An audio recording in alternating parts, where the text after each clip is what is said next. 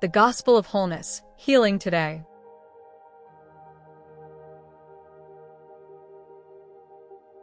The Gospel was never meant to be a mere escape plan from judgment. It is the divine blueprint for restoration. From Eden's fracture to Calvary's triumph, God has been in the business of making broken things whole. Healing is not a fringe benefit of salvation. It is central to the message of Jesus Christ. When he walked the earth, he didn't just preach repentance. He healed the sick, raised the dead, and restored dignity to the outcast. His actions were not random acts of compassion. They were demonstrations of the kingdom.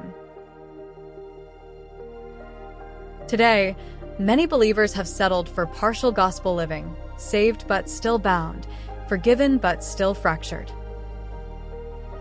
But the cross speaks louder. Isaiah 53 declares that by his stripes we are healed, not just spiritually but emotionally, physically, and relationally. The same blood that cleanses sin also breaks the chains of sickness and despair.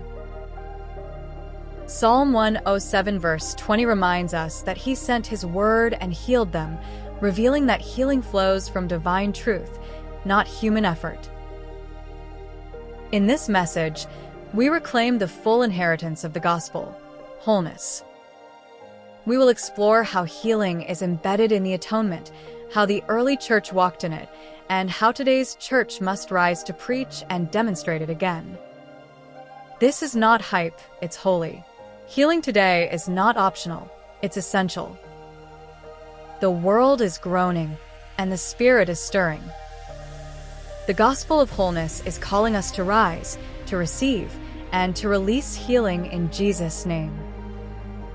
The gospel is not just escape, it's restoration.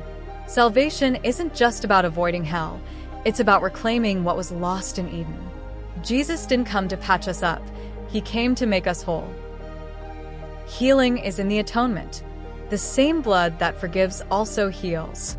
Isaiah 53 doesn't separate sin and sickness. They're both nailed to the same cross. Wholeness is multidimensional. A physical, bodies restored. Emotional, broken hearts mended. Spiritual, identity and authority reclaimed. Relational, families healed, legacies redeemed. The word is sent to heal. Healing isn't always hands-on, it's often word-driven. A preaching with authority releases healing into the atmosphere. The church must preach wholeness, not just sin management, but spirit-filled transformation. The early church healed as they preached, so should we. Healing in the life of Jesus. He healed all who came to him, lepers, paralytics, blind, demon-oppressed. Not once did he say, "It's not my will."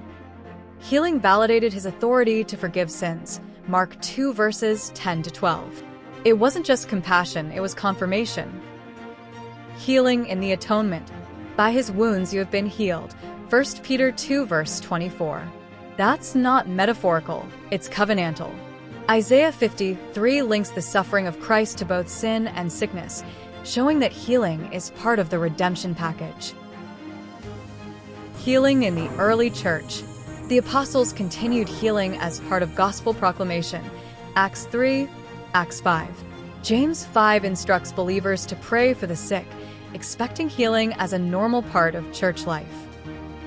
Healing today. Healing is still part of the good news.